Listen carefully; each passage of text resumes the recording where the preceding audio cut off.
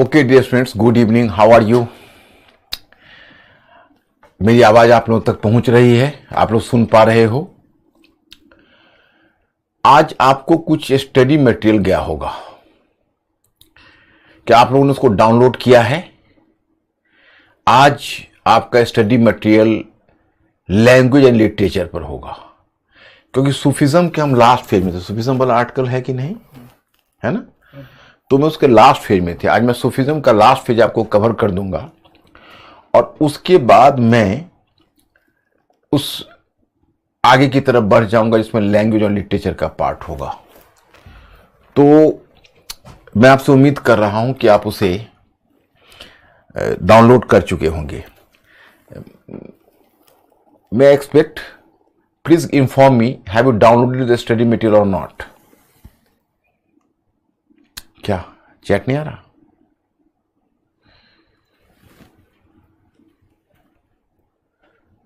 Sir, no, not able to see the notes. Not able to see? Oh, Mr. Ankur, actually the same website problem possibly. Just अभी updation चल रहा है तो कुछ को नहीं मिला है, बट अपडेट करवा चुके थे। वो मैटर जा चुका है, थोड़ा सा भी अपडेशन चल रहा है वेबसाइट का, उसे लेकर आपको प्रॉब्लम हो रहा होगा, लेकिन उसे आपको डाउनलोड करना आवश्यक होगा। वैसे मैं tomorrow I am not going to engage your class, तो आपको कल मौका मिलेगा उसको पढ़ने का, और आज तो मुझे कोर्स आगे बढ़ाना पड़ेगा। I can not stop the course here, I have to proceed with the course. So just after I am at the finishing point of this Sufism, and after that then I have to move further. So let us start with the 5 questions first. Let us start. Question number first. Among the following saints who used dance and song as means for realizing God? Choice is Shankar Deva. I have told you Shankar Deva, but still you have just Shankar Deva. Choice B Chandidas, choice C Gyan Deva, choice D Chaitanya Mahaprabhu. So these were the 4 personalities who used, ki dance and song as means for realizing God. Be fast. D, sir. What? D. Yes, D is the correct answer. Chaitanya. That is correct. Question number 2. What is are correct about the impact of Bhakti movement in South India? Point 1, it strengthened Brahmanism in South India. Point 2, it provided legitimacy to the newly formed dynasties in South. And point 3, it weakened the caste system. Which of the above statements are correct? Choice A 1 only, choice B 2 only, choice C 1 and 2 only, and choice D all 1, 2 and 3. Be fast.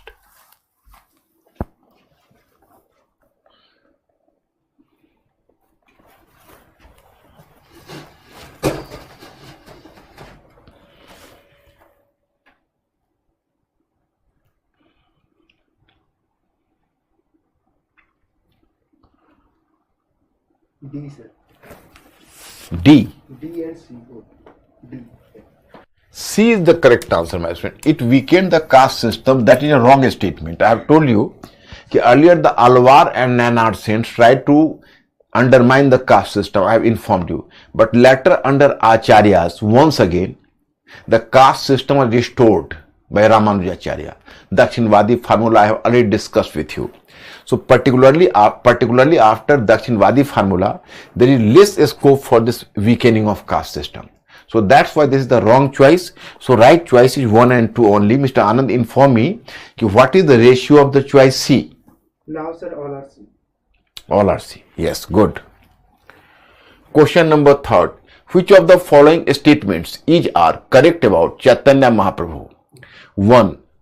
His followers came from Hindu and Muslim community both. Point 2, he started Sankirtan system. And point 3, he is considered an incarnation of Krishna. So 3 statements about Chaitanya Mahaprabhu, and you have to take the stand here.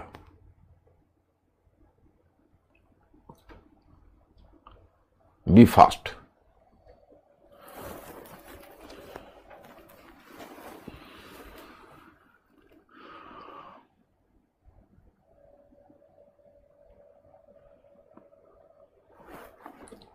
D. D. Yes, D is the correct answer.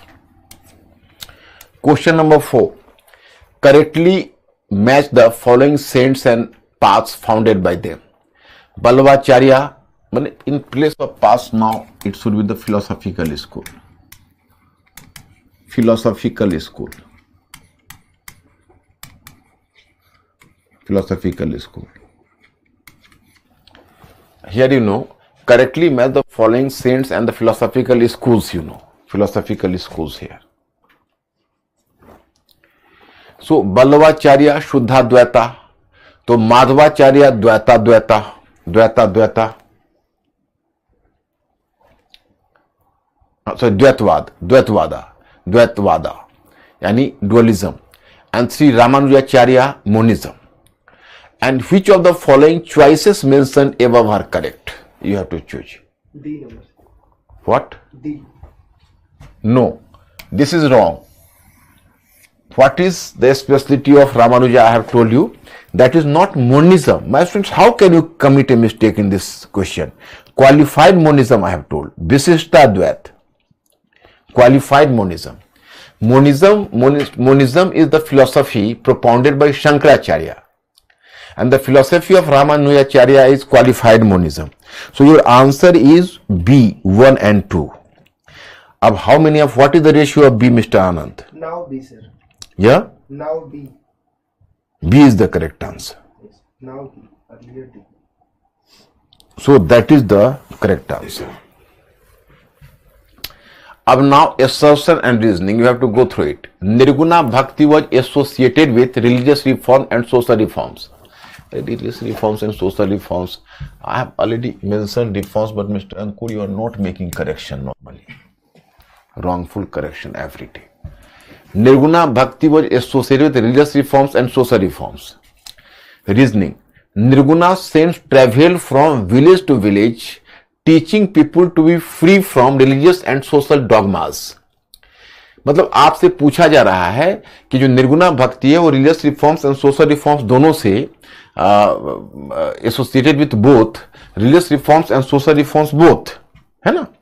And then you know कि Nirguna cents traveled from village to village, teaching people to be free from the religious and social dogmas. So be fast.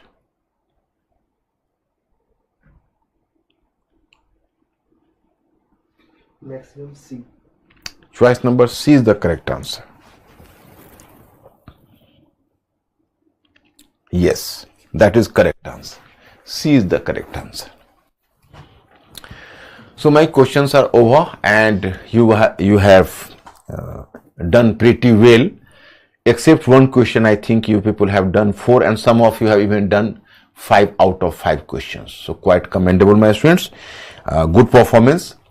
Yesterday I was just staying here on the Bhakti movement, so I have to move further from Bhakti movement, and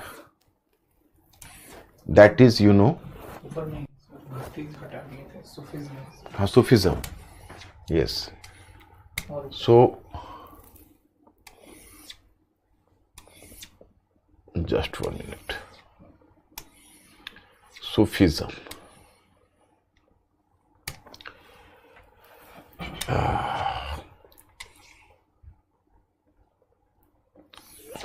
Just 1 minute. So yesterday about the Sufi movement we have done a lot of work. So I have told you, I was just teaching. What was about my page, Mr. Ankur? Even you have removed the page, which was incomplete yesterday. Just 1 minute. Actually yesterday I was dealing with some page, you know, you people. So I have told you about Sufi movement yesterday. Once again, let me make the diagram. Sufism. Yesterday I have discussed the term Safa. You may recall the 3 interpretation of Safa. Are you recalling? Then I have mentioned how Sufism has been inspired by several factors. So 10th century, the landmark. I have told you the decline of Turkish, you can say the decline of Islamic Caliphate and the rise of Turkish monarchy, that is called Sultanate or Sultan. So how did, during this period, the new generation of Muslims were gradually adopting the life of luxury, and they were more given to the personal luxury and the indulgences of life. So a group of saints reacted against them. So they were known as Sufis. And I have informed you its base was Basra in Iraq, and some part of Iran was also the breeding ground for Sufism.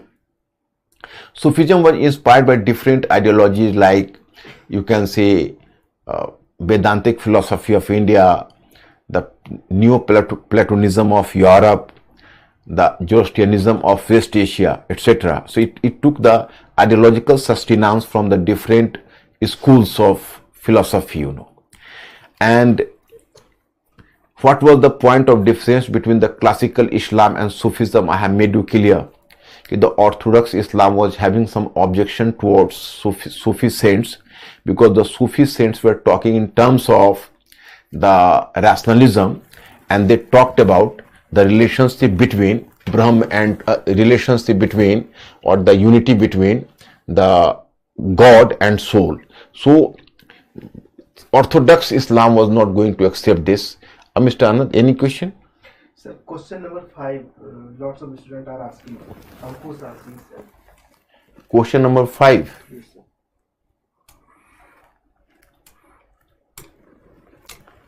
Yes, Nirguna saints travel from village to village teaching people to be free from religious and social dogmas. It is wrong. They were not social propagandists, They were not social activists. They were simply a spiritual leader. They are making attack on the caste system, but from their at home. And here I have to inform you that basically Nirguna saints were urban based, not rural based. They developed products in towns and kasbahs because they were doing production, and they were just associated with the artisanal works. So this is the wrong statement. So C is the correct answer, and that is 100% correct. No scope for revision of the answer, my friends.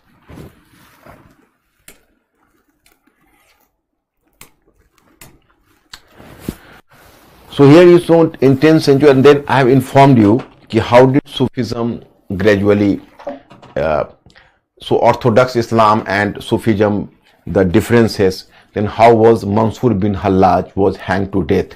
Then how did Al-Ghazali brought a compromise in the two world, the Orthodox Islam and Sufism? So I have made you clear. Why did Sufism travel towards India? Two factors I have mentioned yesterday, So even that point is clear. Then I have talked about the different Sufi silsilas like Chishti, Surabardi, then Qadiri, Kalandariya, Naqshbandi, Shattari, Firdausi. So Abul Fazl had mentioned about total 14 silsilas which existed in 16th century. Then yesterday I have left my discussion at the point sorry कि Sufi saints, they have made a statement कि according to Sufis, the objective of Sufi was through activating club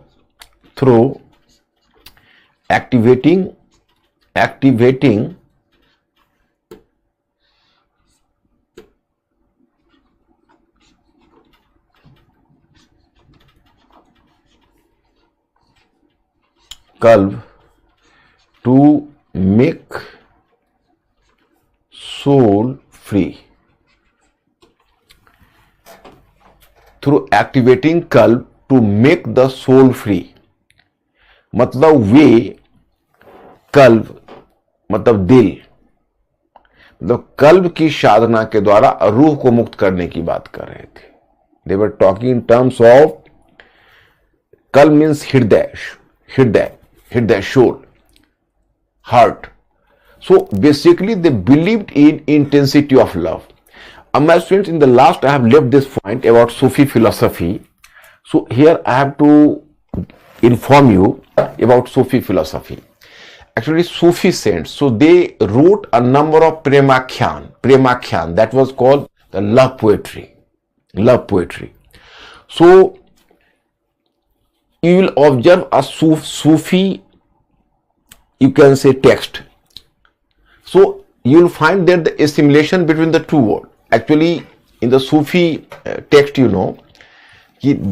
there is some story, and in this story, it appears that if the common reader and the common audience and the common, you can say, reader of the text, they are just going through the text, so they will try to enjoy the mundane love, the mundane life, this worldly life, and he will consider the whole story with a common love affair. But in true sense, it was the spiritual love, because in Sufi poem and the Sufi text there is some sort of symbolism. Symbolism is that in Sufi you will find there are the different terms. One is Guru. Guru or a spiritual teacher. He was called Peer. Shish, disciple. That was called Murid. The disciple was called Murid. Disciple. He was called Murid. Then you come to know Wali. Wali was successor. Successor of Peer was Wali. So Peer, Guru, after Guru Murid, that was disciple, then Wali, successor. And when the Sufi saints were living, that was called Khanka. Khanka was the hospice. Hospice means कि at a place where the Sufi saints were living with their disciples and wali, So that was called Khanka. And here, in the whole Sufi Kavya there is symbolism. Symbolism means कि God is symbolizing beloved and soul is symbolizing lover. अब here I can cite the example of Padmavat of Malik Muhammad Jaisi. It was a text written in Audhi, just like a Premakhyan. So in Padmavat you will find here that through mundane love, Malik Muhammad Jaisi has reflected the spiritual love between Brahm and soul. So if you people will allow, better to brief this story in Hindi. Otherwise, in English translation of this Malik Muhammad Jaisi, you will not enjoy the story. So here I have to discuss with you the whole story in Hindi. If you people will ask me, then I will translate in English as well. देखो, actually Malik Mohammad जैसी का पद्मावत, उसमें movie भी है, आपने शायद उस movie को देखा होगा, लेकिन मूवी में थोड़ा कथा अलग है. Basically Raja Ratan Sen, he was the ruler of Mewar, वो मेवाड़ के राजा हैं. And his first wife was Nagmati, उनकी जो पहली पत्नी है वो नागमती है. और some day Raja Ratan Sen, he was the ruler of Chittor from Sisodia dynasty, so he went on the hunting spree, वो शिकार पर गए हुए थे. His wife Nagmati, she was really a beautiful woman. So and Raja Ratan Sen, was having his personal parrot that is called Hiraman Shuk. Usko Hiraman Tota bolte the, Hiraman Shuk, the parrot, a very intelligent parrot. In fact, Hiraman Shuk is by birth it is intelligent. It is just like talkative. It can have the conversation with the human being. It was having a very witty mind. It was replying the question very quickly. So this was the certain features of this Hiraman Shuk. वो बहुत तेजी से जवाब देता है और converse करता है. तो राजा से शिकार पर गए, उनकी पत्नी नागमती. तो नागमती क्या, उसने प्रॉपर स्नान करके और 16 श्रृंगार करके, काफी श्रृंगार करके, और मैंने after taking bath and using different sorts of 16 types of cosmetics, you can say, she just standing before the mirror, दर्पण के सामने खड़ी हुई. तो उसको अपने आप को, उसका अपना आप जो छवि है बहुत सुंदर लगी. तो हीरामन शुक बगल में था. तो उसने हीरामन शुक से पूछा कि हीरामन शुक, मेरी जैसे कोई रूपवती स्त्री संसार में दूसरी है क्या? मीन्स की she inquired from Hiraman Shuk, will you find any other beautiful woman just like me in any part of the world. तो हीरामन सुख तो आप जानते हो कि it was too much witty and talkative, तो उसने बहुत बाचाल होता है, तो उसने तुरंत जवाब दे दिया कि अरे तुम क्या हो।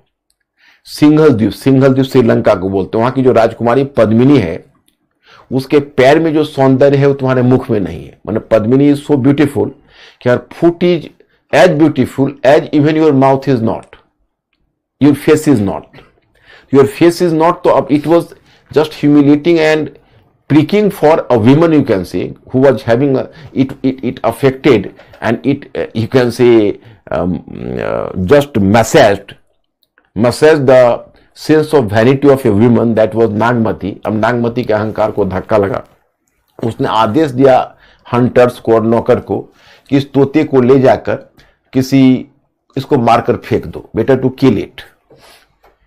तो उसके जो शिकारी है और बाकी सर्वेंट्स वो डर गए, उनको लगा कि भाई ये तो राजा रतन सेन का बड़ा ही प्रिय तोता है, मतलब that was the very favourite parrot. So if Raja Ratan Sen will come to know about this, so he will be too much upset, so that's why he didn't dare to do so. और वो वहीं पर रुक गया और उसने उसको मारा नहीं बल्कि कहीं छिपा कर रख दिया। अब जब उसको छिपा कर रख दिया तो ग्रेजुअली बात शुरू हुई। तो अब सर्च शुरू हुआ उस तोते का।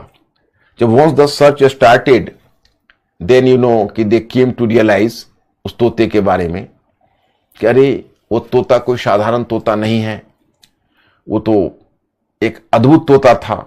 तो राजा रतन सेन को विश्वास नहीं हुआ कि तोता भाग सकता है, और उनको एक नैरेटिव सुनाया गया कि भाई तोते तो उड़ गए। उन्होंने को विश्वास नहीं हुआ, वो घर में चले गए और जाके अपने शयन कक्ष में रेस्टिंग रूम में चले गए और कहा कि जब तक वो तोता नहीं मिलेगा, पैरट नहीं मिलेगा, हम अब एकदम we are not going to take any food और वाटर, हम एकदम कोई भोजन अन्न जल ग्रहण नहीं करेंगे। तो अब नौकर और बहेलियों को शामत आ गई, so they have just reveal the parrot and they have just you can say once again carried the parrot and just put before him. तो उसके तोते को आके उनके सामने रख दिया। तो तोते से उन्होंने पूछा कि भाई कहाँ गए थे। तोते ने कहा कि मैं कहाँ जाऊंगा, मेरे साथ तो ऐसी सी घटना घटी हो। तो बाचाल था ही, सारा वृत्तांत का सुनाया। लेकिन राजा रतन सेन अपनी वाइफ के प्रति इरिटेटेड नहीं हुए, बल्कि उन्होंने पद्मिनी का पता करना शुरू कर दिया कि where is Padmini and we have to see Padmini. तो यहां से वो सिंघल द्वीप चले गए और 7 समुंदर पार किया, 7 समुंदर, and then he reached Singhal Dweep. And वहां पर पद्मिनी, तब तक तोता एडवांस में आगे चला गया और जाकर पद्मिनी को भी इन्फॉर्म कर दिया कि राजा रतन सिंह तुमसे मिलने आ रहे हैं। तो Padmini was equally eager and equally enthusiastic to see him. अब दोनों का मिलन हुआ, both started to make love with each other and then gradually they were married and after married he return home. तो उन्होंने पद्मिनी से विवाह कर लिया और विवाह करने के बाद वो फिर अपने घर चित्तौड़ आए। जब चित्तौड़ वापस हुए तो तब तक चित्तौड़ मतलब सब कुछ अच्छे जा रहे थे, मतलब days are going in the very you can say in the very favorite way and the luxurious way, but in the meantime there was the one Saturn, because in Sufi literature there was the some value of Saturn as well. So Alauddin Khilji was a Saturn, वो एक शैतान था। उसको राघव चेतन नामक एक शैतान से information मिला कि पद्मिनी आई है जो बहुत खूबसूरत है, तो उसने चित्तौड़ पर हमला कर दिया। चित्तौड़ पर हमला कर दिया, उसने शर्त रख दी कि भाई पद्मिनी को अर्पित करिए। अब देखो ये लिटरेचर है, बहुत विवाद चला था जब पद्मावत मूवी आई थी कि Padmini was a real character और द इमेजिनरी कैरेक्टर। तो है तो इमेजिनरी कैरेक्टर ही, क्योंकि इसका हिस्टोरिसिटी बहुत क्लियर नहीं है। एंड मलिक मोहम्मद जायसी ने पद्मावत जो लिखी है वो पद्मावत लिखी है 100 ईयर्स के बाद इस घटना के, यानी 100 वो शेर शाह के कंटेम्प्रेरी थे और ये राजा रतन सेन 13th सेंचुरी के रूलर थे। तो वो भी अर्ली 13th सेंचुरी के, नहीं अर्ली 14th सेंचुरी के। तो अब उतनी बड़ा टाइम गैप है, तो उस टाइम गैप को देखते हुए तो यही लगता है कि नहीं, उनको जो राजा रतन सेन को जो सूचना है वो वो एक्चुअल हिस्ट्री नहीं है, वो थोड़ा माइथोलॉजी है, थोड़ा सा वो हियर से को भी लिया हुआ है। तो लेकिन चलो कुछ भी हो, लेकिन अब लोगों के जेहन में है, वहां राजस्थान के लोगों के कॉन्शसनेस में है, तो उसका सम्मान होना चाहिए। क्योंकि जब आप कभी उदयपुर, जब कभी आप चित्तौड़ जाओगे तो चित्तौड़ के फोर्ट में ही पद्मिनी का भी है, और कई मूवी में भी आता है उसका सीन्स वगैरह। तो वहां पर जाओगे तो वहां पर गाइड बड़ा कॉन्फिडेंटली बोलते हैं कि यहां पर अलाउद्दीन खिलजी खड़ा था, यहां पर पद्मिनी बैठी हुई थी।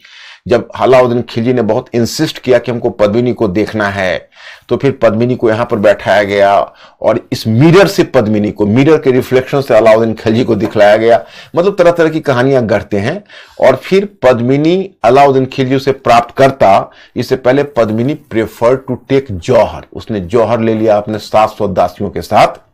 तो ये बेसिकली ये नैरेटिव है। तो नैरेटिव सुनने के बाद कोई अगर साधारण पाठक होगा, कोई साधारण रीडर होगा, तो यही समझेगा कि मैं कोई लव स्टोरी सुन रहा हूं। लेकिन जो वह जहां पर वो महाकाव्य है, एपिक है, that was the apical poem. So epic महाकाव्य उसको बोलते हैं, वो बड़ा साइज का है, पूरी कहानी है उसमें। तो वो जहां पर वो नॉवेल, वो एपिक समाप्त होता है, तो उसके लास्ट में पद्मिनी का वो कॉपलेट आता है। पद्मिनी के बारे में दोहा आता है कि राख उठाए लिन्नी एक मुट्ठी, और दिन ही उड़ाए पृथ्वी झूठी। मतलब वहां पर वो ये दिखाने का प्रयत्न करते हैं कि जो राजा रतन सेन के लिए सीधा परम ब्रह्म परमेश्वर है, वह अलाउद्दीन खिलजी के लिए एक मुट्ठी राख से अधिक कुछ नहीं है। अलाउद्दीन खिलजी को क्या मिला? एसेस, सिर्फ ऐश मिला, ashes of a dead body. तो अंत में जाके पता चलता है नहीं, ये तो सूफी लिटरेचर है, इसमें पूरा इसका स्पिरिचुअल मीनिंग है। पद्मिनी इज ब्रह्म यानी God, Allah. Raja Ratan Sen is soul, and Hiraman Shuk is pir, guru. जो गुरु से ही ज्ञान मिलता है शिष्य को ब्रह्म के बारे में, अल्लाह के बारे में या गॉड के बारे में, और तब शिष्य उसके खोज के लिए निकलता है।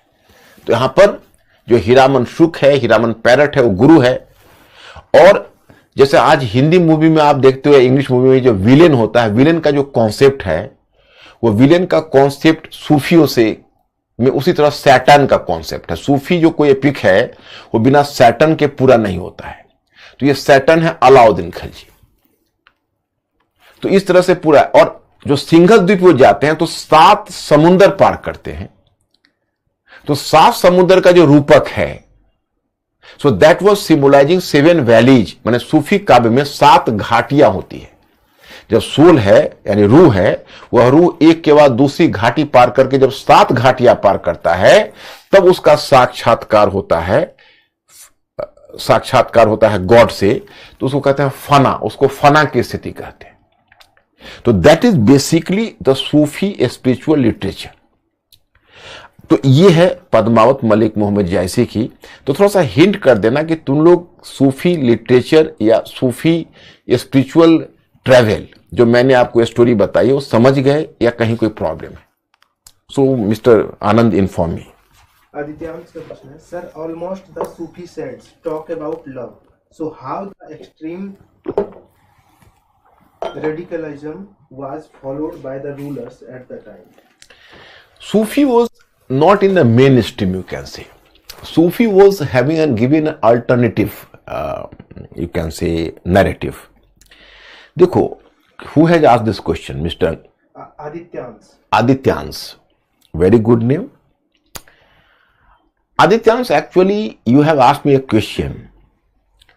If the Sufi saints were having such an intensity of love, and they are talking about the Hindu-Muslim amity, it is really, then why did at that time the ruling class or sultans or the Muslim aristocracy were, you can say, carrying such a aggressive policy towards Indians, Hindustani, etc., etc. Here I have to inform you that actually they are the 2 different approaches. I once recalling that in Delhi University there was a seminar I also attended in 2005, much earlier I am telling you. So Harbans Mukhia, he was from a JNU, he was very reputed historian, you know, so he came and it was like Hamid Hussain was an IS officer, he organized this seminar. And the scholars from all over India came to attend seminar. So whenever I heard Harvansh Mukhia, so I was impressed here. When he had interpreted Sufism in the very specific way, he told that whenever you will observe Sufi saint, you will come to realize, whenever you observe Sufi saint, you will come to realize, according to Harvansh Mukhia, that normally non-Muslims and non-believers are characterized as kafirs. But Sufi saint has used the term kafir in a different connotation. For Sufi saints, kafirs were, and the meaning of kafir was beloved. So Harvansh Mukhia tried to establish that when the Orthodox Islam was degrading non-Muslims and non-believers as kafirs, but Sufis sympathize with them, so that's why they prefer to call them as beloved. Likewise, Harvansh Mukhia also gave a hint towards the phenomena. When the army of Islam was making the victory march in India, so it was a moment of great military success for Islam in India.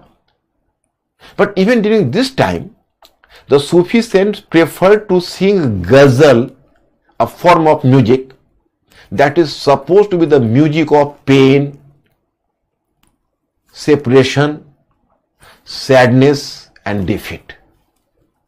So when the army of Islam was gaining victory one by another, then why the Sufi saints were singing the song of this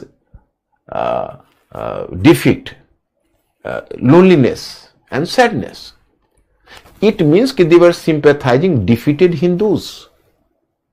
This is the interpretation of Harvansh Mukhia. मुझे लगता है हिंदी में भी बताना होगा क्या, मेरे हिंदी के ऑडियंस भी समझ गए होंगे. हरवंश मुखिया बोलते हैं कि भाई जब ऑर्थोडॉक्स इस्लाम है, जब काफिर शब्द का मतलब लगाता है विधर्मी, नॉन बिलीवर्स, तो सूफी सेंट्स भी काफिर बोलते हैं, परंतु काफिर का अर्थ लगाते हैं प्रिय. तो हिंदू को प्रिय बोलते हैं. और जब इस्लाम की सेना जीत रही थी, उस विक्ट्री मार्च कर रही थी, उस समय वो दर्द और पराजय के गीत गाते हैं, गजल. किसके लिए? तो संभवतः हिंदुओं से सिंपैथाइज करते हैं. तो this was the interpretation of Harbans Mukhia. तो यस, स्वगतिका साहब पूछते हैं न्यू प्लेटोनिज्म क्या है? Swagati, Swagatika, Swagatika, okay. Swagatika, actually what question you have posed, it is really a very ticklish question. Actually ticklish question इसलिए है क्योंकि यू हैव आस्क्ड मी कि what is new Platonism. Plato is a philosopher, a Greek philosopher, you know. He is supposed to be the one of the earliest idealistic philosopher. Idealistic philosopher का मतलब आदर्शवादी नहीं. He believes in the primacy of idea. Idea का मतलब कि वो मानता है कि जो यूनिवर्स है, that is the shadow of God. मतलब वह ये मानता है, मतलब प्लेटोनिक, एक टर्म आता है प्लेटोनिक लव, मतलब अशरीरी, मतलब वो क्या कहोगे, वो स्थूल में नहीं सूक्ष्म में विश्वास करता है. प्लेटो जो न्यू प्लेटोनिज्म है, that believes not in matter, that believes in essence. Can I make you understand? क्योंकि फिलोसफी है, फिलोसफी थोड़ा कॉम्प्लिकेटेड होता है. तो वो मैटर में, पदार्थ में विश्वास नहीं करता है, वह विचार में विश्वास करता है, वह आत्मा, वो क्या कहोगे, वो रूह में विश्वास करता है. तो वही जो प्लेटोनिज्म का जो इंपैक्ट है, उसको सूफिज्म ने थोड़ा सा उसको भी एसिमुलेट कर लिया है. And mister, okay, so that is here.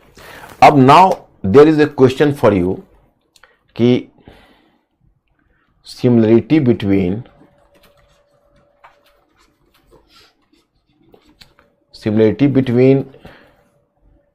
Sufism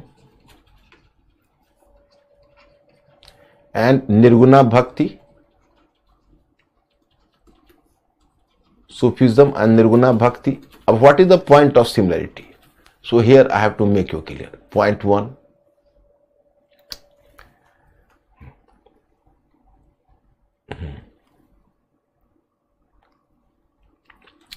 Relation between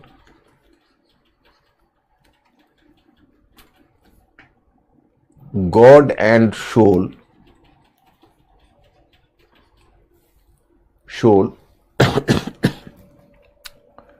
through love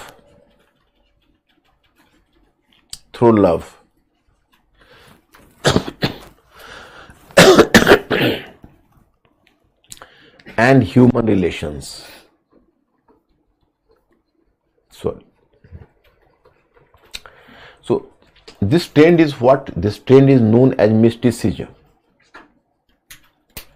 This trend is known as mysticism. That is called mysticism. So both are common in Nirguna Bhakti and Sufism. Mysticism I have made you clear. Point 2. Both believes in shapeless God. Shapeless God. So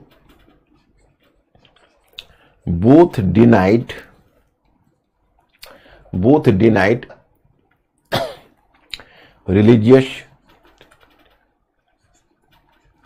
religious ritualism. Both denied religious ritualism. And next one.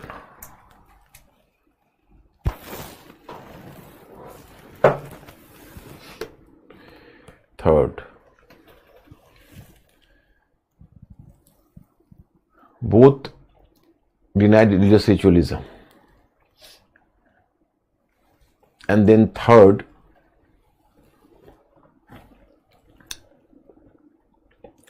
both rejected caste system. For both advocated Hindu-Muslim amity. Hindu-Muslim amity. इसी में 2-4 example दे दोगे, जैसे आपको एक Bulleh Shah very very reputed Sufi saint, he was active in Punjab, he wrote in Punjabi language. तो बुल्ले शाह का एक प्रसिद्ध फेमस कोटेशन आता है, फेमस कोट आता है, एक फेमस कोट नहीं, एक फेमस कॉपलेट आता है कि मंदिर को तोड़ दो, मस्जिद को तोड़ दो, पर दिल को ना तोड़ो, ये खुदा का पनाहगार है। तो इस तरह का जो कॉपलेट है, मुझे लगता है कि आप इंग्लिश मीडियम वाले भी समझ गए होंगे कि मंदिर को, ये फारसी में है, तो पर्शियन लैंग्वेज सॉरी पंजाबी में है, मंदिर को तोड़ दो, मस्जिद को तोड़ दो, पर दिल को ना तोड़ो, यह खुदा का पनाहगार है। तो ये जो पनाहगार मतलब खुदा का ठिकाना है यही। तो ये जो दिल में, मतलब दिल में ही खुदा बसते हैं। तो ये जो बात है, ये जो कॉपलेट है, ये दिखाता है हिंदू मुस्लिम अमिटी, और यही कबीरदास का है। कबीरदास भी क्या कहते कि पत्थर पूजे हरि मिले तो मैं पूजू पहाड़, ताते भय चक्की भली, पीस खाए संसार। या फिर उलेमाओं को, काजियों को संबोधित करते हुए कहते हैं कि मस्जिद बैठी मुल्ला पुकारे, क्या तेरा साहब बहरा है। तो इस तरह की जो चीजें वो बोलते हैं, हिंदुओं के भी कर्मकांड पर चोट करते हैं, मुसलमानों के रिचुअल्स पर चोट करते हैं, और कुल मिलाकर अमिटी की बात करते हैं। तो ये जो these are the points of similarity between the two. So whenever you require, you can quote it. Or Mr. Anand, now I am moving to question. All are okay? Yeah. Yes. One person is asking about Herodotus. Why? Herodotus, why are you asking Herodotus? Herodotus is now, that was the ancient scholar. He was supposed to be the father of history. He was a Greek scholar. So why are you now quoting Herodotus here? He want to know, sir,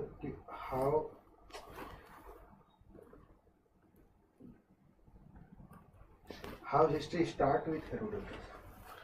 He was supposed to be started to write about, Herodotus write about the Persian Empire. So he started to write narrative, so that's why it is supposed that history started with him.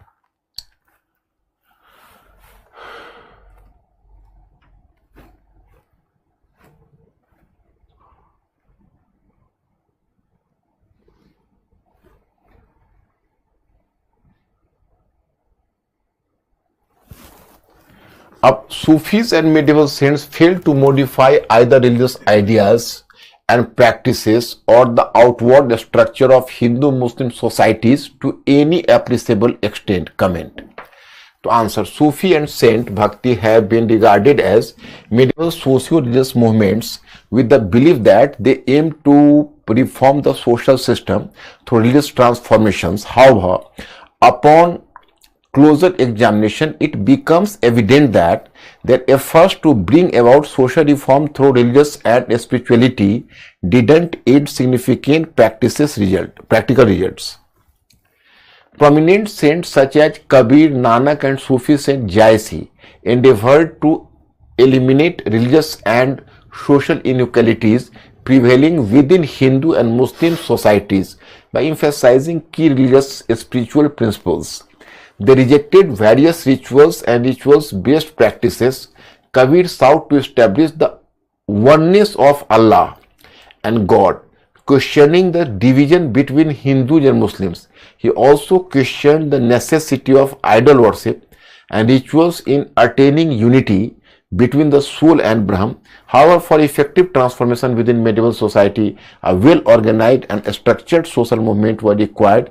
Mere promotion of religious and spiritual unity proved insufficient.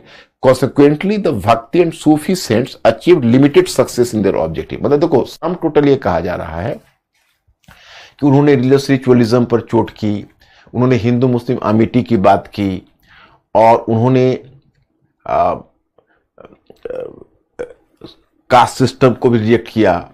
तो they were religious and social reformers, they appear. लेकिन उनका जो भी changes लाया उस सिर्फ मतलब surface level पर लाया, क्योंकि वो बेसिकली कोई ऑर्गेनाइज सोशल मूवमेंट उन्होंने खड़ा किया नहीं. तो कोई ऑर्गेनाइज सोशल मूवमेंट खड़ा नहीं किया तो जो भी चेंज हुआ वो केवल सरफेसियल लेवल पर हुआ. जैसे कहा जाता है कि कबीर दास को 15th सेंचुरी का मार्टिन लूथर कहा जाता है. मार्टिन लूथर एक यूरोप का प्रोटेस्टेंट एक रिफॉर्मर था. You might have heard about Martin Luther.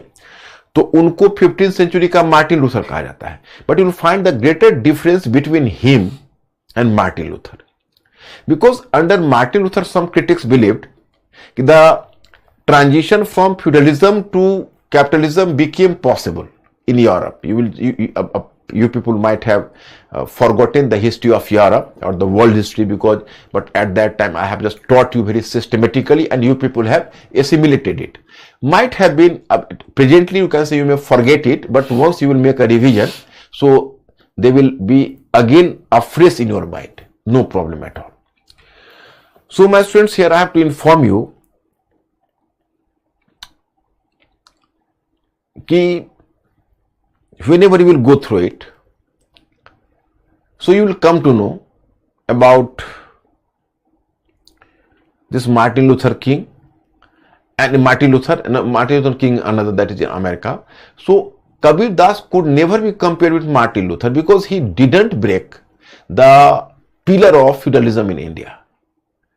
The Sufi and the Nirguna saints had to submit before the feudal structure. They made an attack over the system. They expressed their resentment against the system, but they didn't bring transformation in the system. तो basic जो demand of question है वो यही.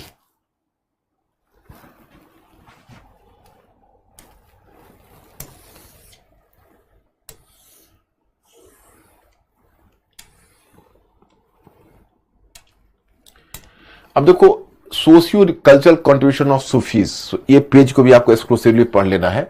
सूफी saints created the social basis of Muslim rule in India by presenting a humanistic form of Islam.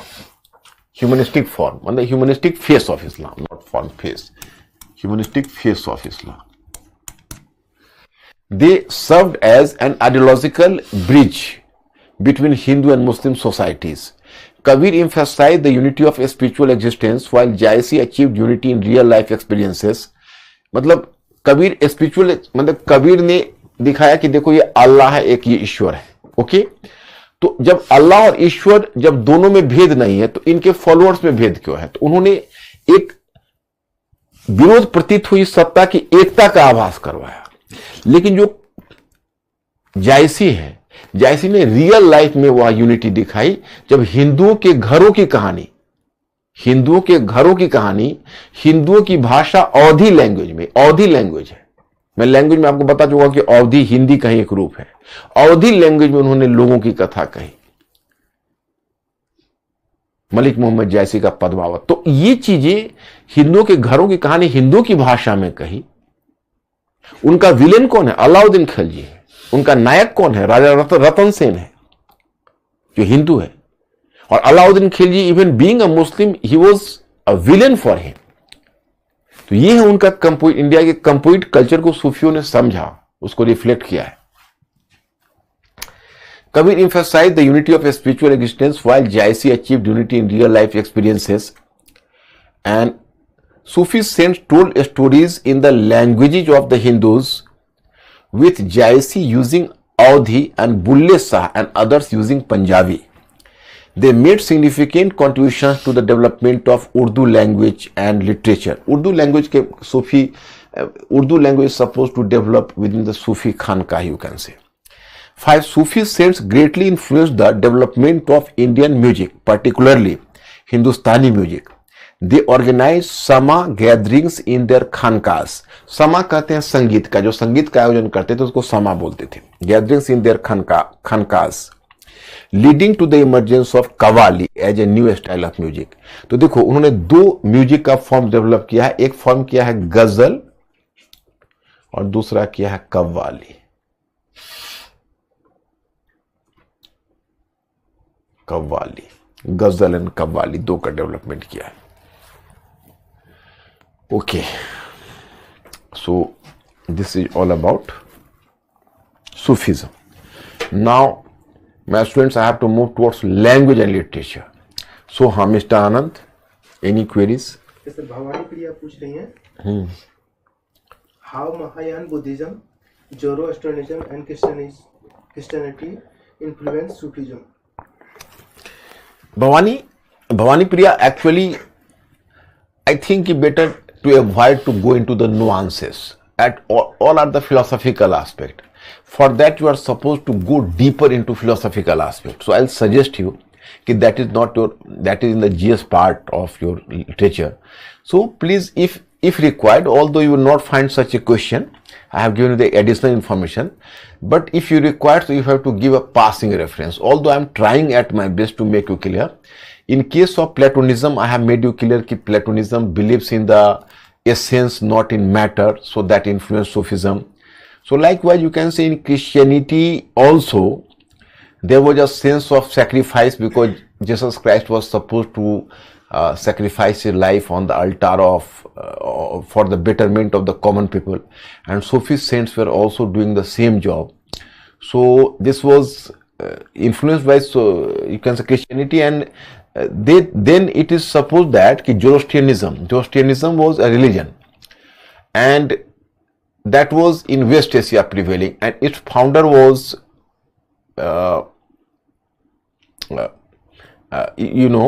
Zarathustra. Zarathustra was the reformer, and he was a prophet, and he was the founder of this religion, this sect, Zoroastrianism. So it believes in the conflict between the 2 forces, the force of good and the force of evil. So light is symbolizing the force of good, and the darkness is symbolizing the force of evil. So that is called, Zarathustra prefers to call them Ahur Mazda and Ahirman. Ahur Mazda was the good force and Ahirman was the bad force. So here find you will conflict between the 2 forces, dualism. So Sufism also assimilated something, the conflict between the, you can say, good forces and evil forces. So here may be some influence of Zoroastrianism. तो यही सब है इसमें. मेरे विचार से भवानी प्रिया, इसमें बहुत डेप्थ में मत जाओ, बिकॉज इट विल क्रिएट फिर प्रॉब्लम, क्योंकि इसमें फिलोसॉफिकल है तो उसको बहुत समझना थोड़ा मुश्किल होगा. Mister Anand, should I move further? So just used to give me the information quickly.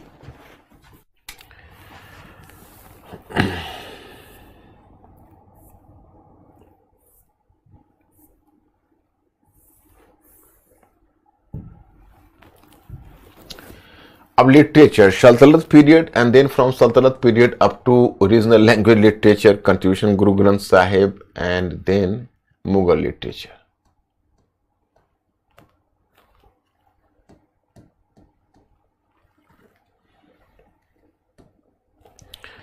अब you people have downloaded it or not, I don't know. But my students, I'll suggest you, I'm making a diagram.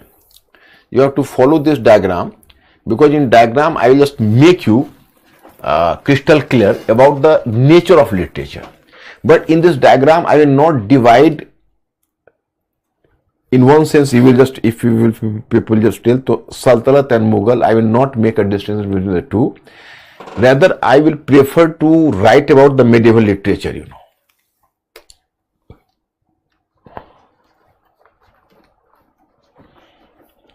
Medieval literature.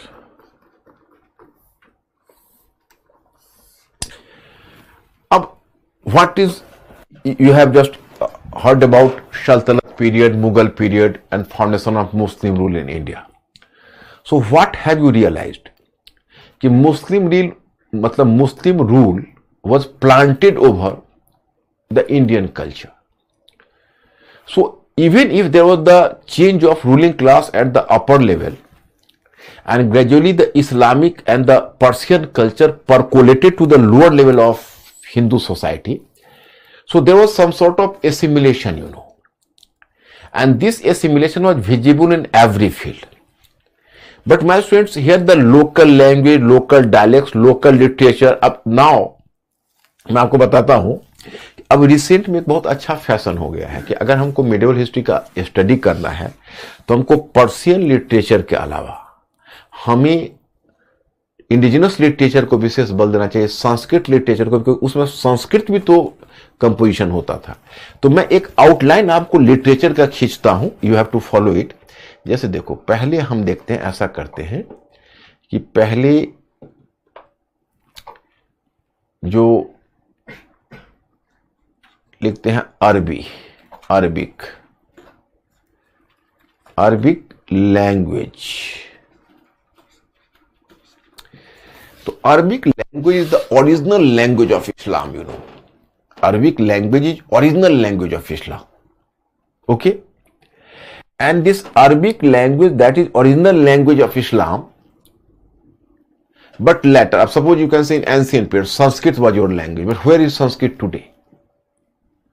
Sanskrit is simply, you can say, confined to the book. Sanskrit is simply confined to the important, you know, educational centers. Or Sanskrit is confined simply to a handful of Brahmanic scholars. But for common people in India, much larger number of people are using English than Sanskrit, you know. Actually, almost same happened with Islam. When originally in Arabian region where the Islam originated, so there was the language was the Arabic language. But gradually Islam moved towards the West Asia and particularly it conquered Iran. So some critic has rightly quipped, on the one hand the Islamic army conquered Islamic army conquered Iran, Persia, but on the other hand it was Persian culture which conquered Islam. मतलब एक तरफ इस्लाम ने Iran को जीत लिया, दूसरी तरफ ईरानी संस्कृति ने इस्लाम को जीत लिया. The same happened there. तो क्या है कि ग्रेजुअली जो पर्शियन लैंग्वेज है that is going to grow and develop, but Arabic language simply became the language of religion. Language of religion इसका मस्जिद में यूज होता था. जो हैंडफुल ऑफ उलेमा, जैसे ब्राह्मण संस्कृत का यूज करते उस तरह उलेमाज, काजी, ये सब कुछ अरबिक लैंग्वेज को रिलीजन के मौके पर यूज करते थे. और फिर सल्तनत काल में तो कोई नोटेबल बुक हमको अरबिक का नहीं ध्यान आ रहा है जो मैं आपको बताऊं. शायद किताबुल यामनी करके कोई बुक है, लेकिन अब उतनी बारीकी से हमको याद नहीं कि अरबिक में है या नहीं. हाँ, एक लैंग्वेज है, जब फतहनामा जो विशेषकर when the Muhammad bin Qasim conquered Sindh at that time, So there was a text Chachnama. Some Arabic written, actually author is unknown. Some Arabic author has written about it because it was the Arabian conquest. So Chachnama or Fatahnama was only text, I think, or some Kitabul Yamni later. I am not recalling fully. So this belongs to the Arabic language, and particularly during the Mughal period under Aurangzeb tried to just, you can say, systematize the Islamic jurisprudence. Normally the legal text was in Arabic, so he just compiled this, Islamic jurisprudence. So in course of compiling the Islamic, or reorganize the Islamic laws, under Aurangzeb there was a text was written that was known as Fatwa Alamgiri, not Fatwa, Fatwa. So that was written in Arabic. So this is some exception. So in Sultanate period we find one text that is in Sultanate period में तो नहीं, उसे पहले ही चचनामा और फतहनामा, so better to ignore it because it happened at the time of the conquest of Sindh by Muhammad bin Qasim in 712, I have mentioned earlier. And here कि अब in Mughal period under Aurangzeb,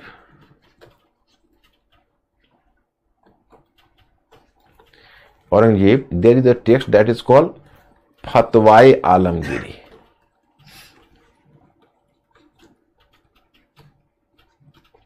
Fatwa Alamgiri. Now, my students, so apart from Arabic language,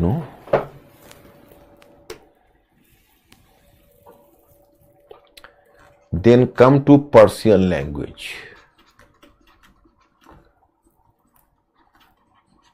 Persian language. Okay. In Persian language, you will find in Persian language the different art forms. Different art forms in Persian language you find. And the different type of text, you can say, different genre of text. So one genre of text is Tawarik. Tawarik.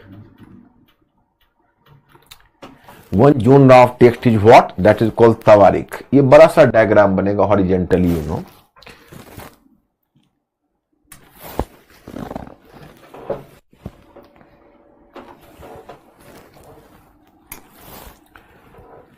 That is called Tawarik. Do you know Tawarik? What is Tawarik? Tawarik is nothing. It was just historical text. Historical text. My friends, here I have to inform you that I cannot write the name. It will be too much exhaustive.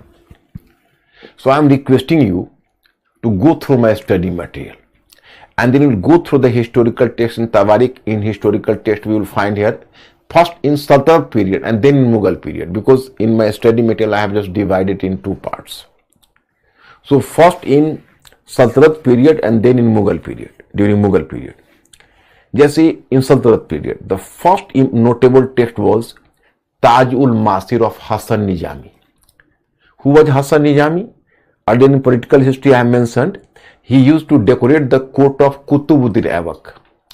So court scholar of Qutubuddin Aibak was Hasan Nizami.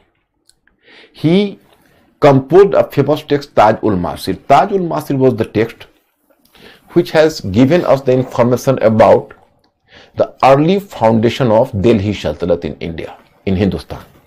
मतलब जो ताजुल-मासिर के बारे में मैंने बताया था, कुतुबुद्दीन ऐबक का एक कोर्ट स्कॉलर है. उस कोर्ट स्कॉलर का नाम है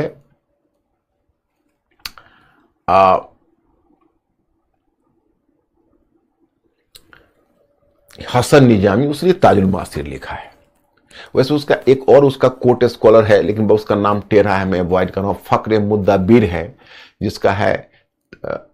जिसका टेक्स्ट भी उतना ही टेढ़ा नाम है, वो आपको नहीं. आदाब उल हर्ब बासुजाआत उसके टेक्स्ट का नाम है, उसको इग्नोर कर दीजिए. हसन निजामी का जो अगला सीक्वल है, the sequel of the text of Hasan Nizami is the text of Minhajus Siraj. That was what is Tabaqat e Nasiri. Tabaqat e Nasiri of Minhajus Siraj, that is mentioned in your study material. Tabaqat e Nasiri of Minhajus Siraj, Minhaj us Siraj, Minhaj us Siraj. So that is the sequel of Hasan Nizami's text Tajul Masir, and the sequel of Minhajus Siraj's text is Tabaqat e Nasiri is Tarikh-e Firoz Shahi of Barni. That was its sequel. Tarikh-e Firoz Shahi of Barni. And even earlier than that, you can say, leave it Barni. Barni is the latter. Where Nizamuddin, you can say, where Minhajus Siraj ends, Barni starts. Minhajus Siraj ends from up to 1260, and Barni starts from 1266. So there's a time gap of 5 to 6 years, In the meantime, Amir Khusro has composed a number of texts, His text is, one text is Tarikh-e-Alai, that is on Alauddin Khalji. So that is called Tarikh-e-Alai, the name of the text. And another name is Khazain-ul-Futuh and Tarikh-e-Alai. Then Nuh Sipihar. Nuh Sipihar has been written by Amir Khusro. So Nuh Sipihar is a very unique text because Nuh Sipihar has mentioned about the praise of India. He has praised a lot about India. Nuh Sipihar. And Barni Tarikh-e Firoz Shahi, and sequel of the Barni's Tarikh-e Firoz Shahi is another Tarikh-e Firoz Shahi. There are two Tarikh-e Firoz Shahi. Another Tarikh-e Firoz Shahi, which was the sequel to the Tarikh-e Firoz Shahi of Barni, is another Tarikh-e Firoz Shahi. It has been written by Shamse Siraj Afif. Shamse Siraj Afif has written this Tarikh-e Firoz Shahi. Then the next text is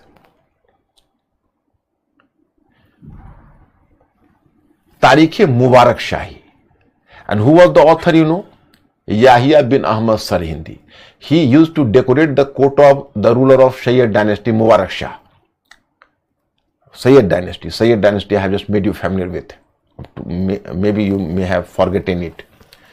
So it was Sayyid ruler Mubarak Shah, so whose court was decorated by Yahya bin Ahmad Sarhindi. He wrote another Tarikh-e Mubarak Shahi. So this is the sequel. So all are Tawarikhs.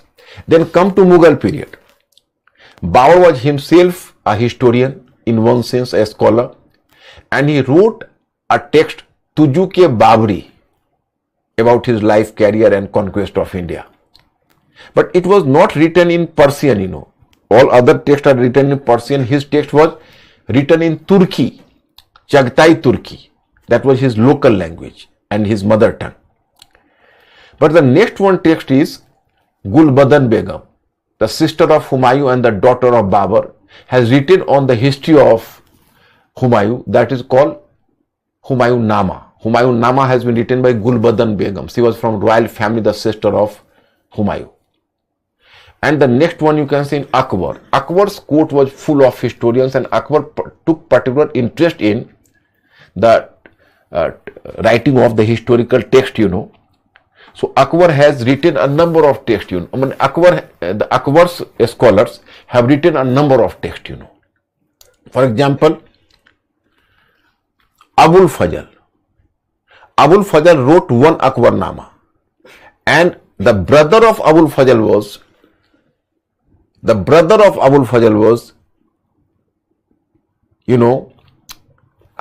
you already know the fact that Abul Fazl is are the two brothers. One is Abul Fazl and another is Faji Sarhindi. So Faji also wrote another Akbar Nama.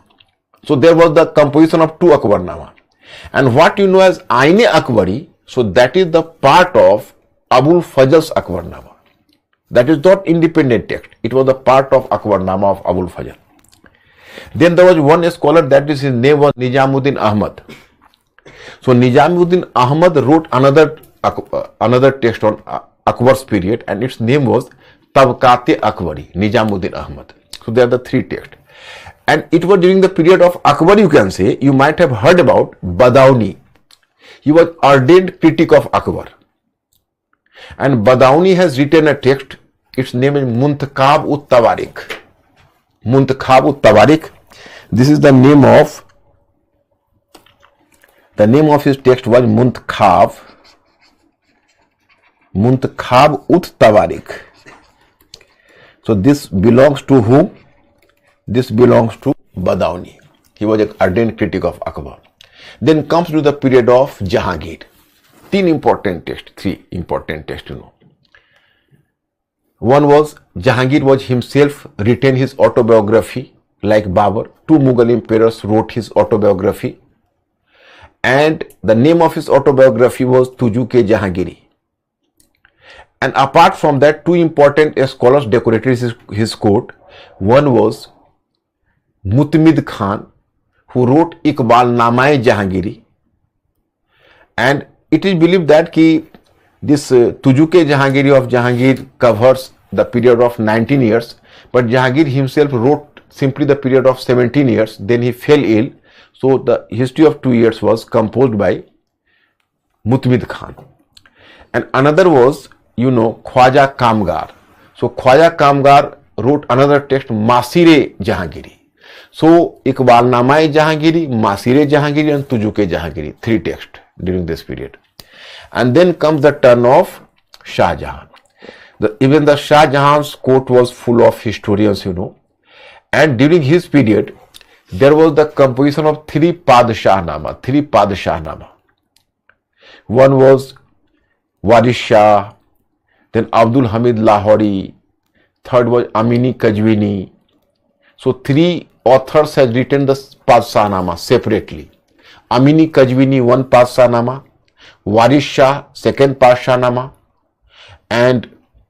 Muhammad Waris, not Waris Shah, Muhammad Waris, second Padshah-nama, and Abdul Hamid Lahori, third Padshah-nama. And there was one scholar, his name was Inayat Khan. He wrote Shahnama, you know, in Shah Jahan. Shahjahanama. He wrote Shahjahanama, not Shahnama, Shahjahanama. So three Padshah-nama and one Shahjahanama. Then comes the period of Aurangzeb. So at the time of Aurangzeb, you can say Aurangzeb himself restricted history writing or the writing of historical text. So at the time of Aurangzeb, you know, as he prohibited history writing,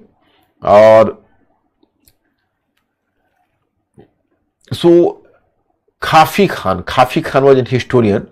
So he wrote a text very secretly, a history text very secretly, you know, and name of the text was Muntakhab-ul-Lubab. Khafi Khan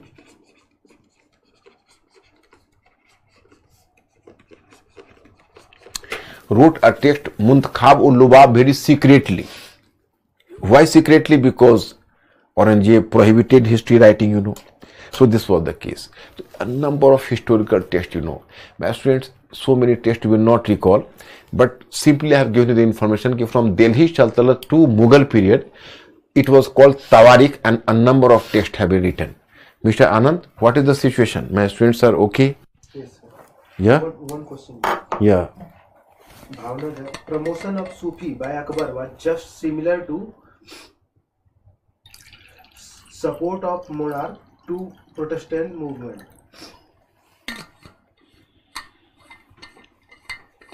Who has written this? This is Bhavna Jha. Bhavna Jha. Yeah. Promotion of Sufi by Akbar was just. Bhavna Jha, you have just given a very intelligent question.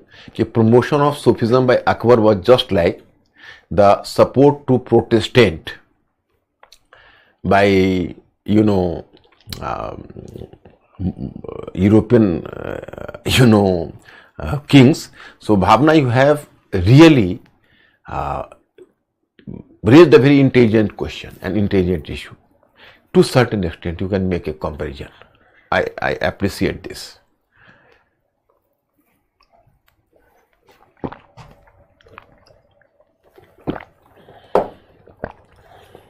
And then what is the situation, Mr. Anand? Is this okay? The one is Tawarik, okay? And after Tawarik, you can say one literature is called Malfuzat. Persian literature, Malfuzat. What is Malfuzat, you know? So, Malfuzat is, my students, it was, you know, it was, Malfuzat was, you know, कि Sufi literature. That was called Sufi literature. Sufi literature. Sufi literature. And Sufi, actually, some scholars of the time, they recorded the conversation of the Sufi saints. So the conversation of Sufi saints, sometime in the PT, you can find the question like Malfuzat. So you have to just highlight this point, कि Malfuzat was just the Sufi literature. And some scholars, what is the temperature, Mr. Ankur? 26. Yes. So Sufi literature, and Sufi literature, some scholars recorded the Sufi literature, you can say. So one Sufi literature was Khair ul Majlis. One Sufi literature Fawad ul Fuwad. नहीं, Khair ul Majlis. Khair ul Majlis. So Khair ul Majlis has been written in honor of and in conversation of, as a conversation of Nizamuddin Aulia, and it has been written by Hassan Sijji. So another Sufi literature, Fawad ul Fuwad. Ul Fuwad. It is a conversation of Nasiruddin Chirage Dehlavi, and it has written by Hamid Kalandar. So these are the Sufi literature, you know. And then Persian literature, the third type of Persian literature is what? So third type of Persian literature was, it was known as Masnavi. Masnavi. That is called Masnavi, you know. Masnavi was literature. And in Persian literature, for you can say Amir Khusro. He was a scholar, poet. So he has written a number of Masnavi. So that was the literary text. Masnavi was the literary text. So in Persian, three types of text: Tawarik, Malfuzat and Masnavi. Apart from that, you can say, as Sanskrit was the language of ruling class. Sanskrit was the language of Hindu elites. So even the Muslim rulers could not neglect it. As during Delhi Sultanate, अगर आप दिल्ली सल्तनत की बात करें, तो भले ही चलिए दिल्ली के सुल्तान दिल्ली और आगरा में स्थापित थे, लेकिन जो बहुत सारे जो रीजनल सेंटर्स थे, तो रीजनल सेंटर्स में तो हिंदू रूलर्स भी थे, बहुत सारे रूल कर रहे थे. तो अब हिंदू रूलर्स के द्वारा तो संस्कृत लिटरेचर को ही पैट्रोनाइज किया जा रहा है. अब देखो, अब जैसे आज के हिस्टोरियन को देखो, अब जब पृथ्वीराज चौहान ने जब मोहम्मद गोरी ने पृथ्वीराज चौहान को हराकर जब हिंदुस्तान को, जब वो दिल्ली और अजमेर को जीता, तो इसके विषय में हमको सूचना मिलती है हसन निजामी के ताजुल मासिर से मोहम्मद गोरी के कॉन्क्वेस्ट के बारे में, लेकिन उसकी सूचना हमें कहीं ना कहीं पृथ्वीराज विजय नामक टेक्स्ट भी मिलते हैं, जो that is written in Sanskrit. So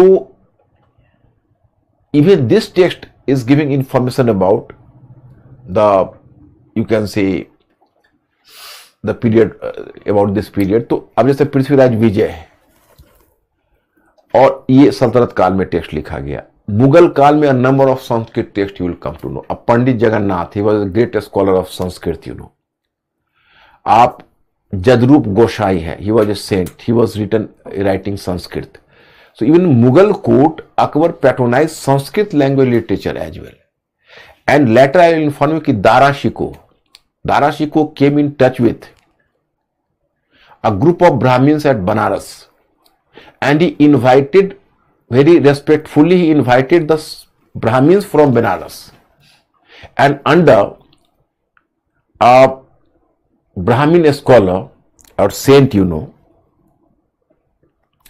he translated a 52 text on Upanishads, 52 Upanishads in Persian, from Sanskrit to Persian.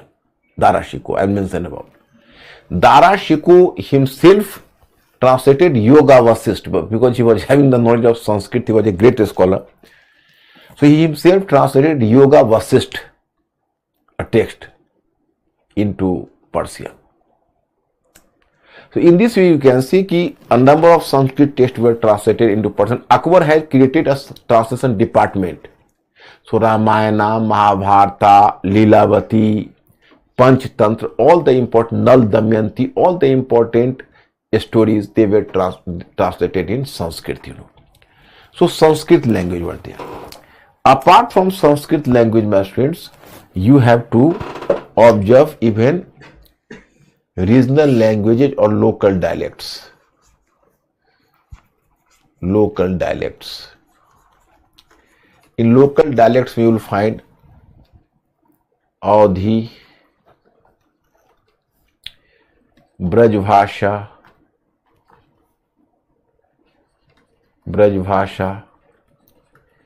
Punjabi, Gujarati, Marathi, etc. And my students, here you can say Bhakti and Sufi movement contributed a lot in the development of progress of local dialects. So you already know that. How the Bhakti saints, Gujarat, Narsimha Mehta, in Delhi Sultanate, then you find Brajbhasha, Mirabai was contemporary to Mughals, After Mirabai, particularly, you can say Tulsidas in Awadhi language, contemporary to Akbar. Then Brajbhasha, Surdas, contemporary to Akbar. And then a number of, then Chaitanya Mahaprabhu, he was contemporary to Delhi Sultanate, So Bengali Bhasha, then Asamiya Bhasha, that was Shankar Deva. So many languages, local languages, and Sikh gurus, from Guru Nanak to Guru Gobind Singh, they enriched Punjabi language. So in this way you can say that the different local languages were particularly, and here you can say Richard M. Atton, he was the greatest scholar of the time. He is the greatest scholar presently on medieval history. So he says that in literary field, one important thing is that there was an encounter between Persian cosmopolis मतलब जो फारसी का base दृष्टि है, and then vernacular literature of India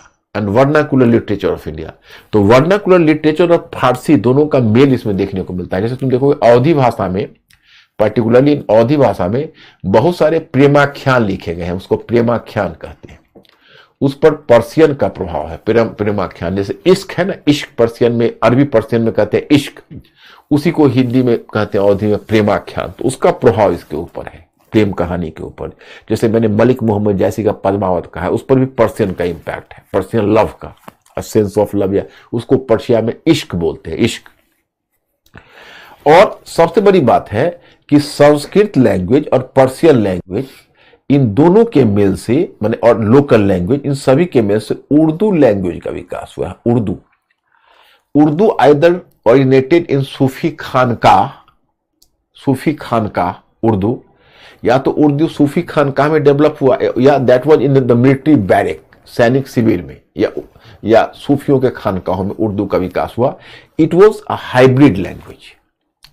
and Urdu का एक महत्वपूर्ण scholar माना जाता है जो मुगल पीरियड तक, वैसे तो हिंदवी इसको बोलते थे पहले, हिंदवी से उर्दू का विकास हुआ है. उर्दू अगर तुम देवनागरी लिपि में लिखोगे तो हिंदी, और पर्शियन में लिखोगे तो उर्दू, हिंदवी से. और अमीर खुसरो इसका बहुत ही आरंभिक एक्सपोनेंट था उर्दू का. और उसके बाद देखो वली दक्कनी है जो दक्षिण से आया, वो उर्दू का एक बहुत बड़ा स्कॉलर है. और मुगल कोर्ट में खास के पहले तो पर्शियन लैंग्वेज था, कोर्ट लैंग्वेज, और 18वीं सेंचुरी में उर्दू लैंग्वेज हो गया. और बहुत सारे उर्दू के स्कॉलर आपको मिलेंगे, जिसमें सौदा, मीर दर्द और मीर तकी मीर और मिर्जा गालिब, मिर्जा गालिब पर्शियन के भी स्कॉलर हैं, उर्दू के भी स्कॉलर हैं, मीर तक्की मीर उर्दू के स्कॉलर हैं। बहादुर शाह जफर हिमसेल्फ उर्दू का एक ग्रेट, मतलब उर्दू के शेर लिखने में वो माहिर था। तो ये आप देखोगे उर्दू का भी जो प्रोग्रेस हुआ है वो काफी हुआ है। तो यही है लैंग्वेज एंड लिटरेचर। अब today I have provided the study material, better to download it. एक क्वेश्चन इसमें मेंस में दिया हुआ है, मैं दूसरे दिन डिस्कस कर दूंगा। अंकुर इसमें क्वेश्चन रहने देना लैंग्वेज लिटरेचर को। And tomorrow my students I cannot engage you in the class because tomorrow I have to go somewhere. So tomorrow I will send you the study material, next material, that is architecture. So you will receive architecture tomorrow and get it downloaded. And today you have to download all this matter in literature. So my students, today I am stopping here. I'll see you tomorrow or day after tomorrow on Friday. Thank you very much. I'll see you. Good night.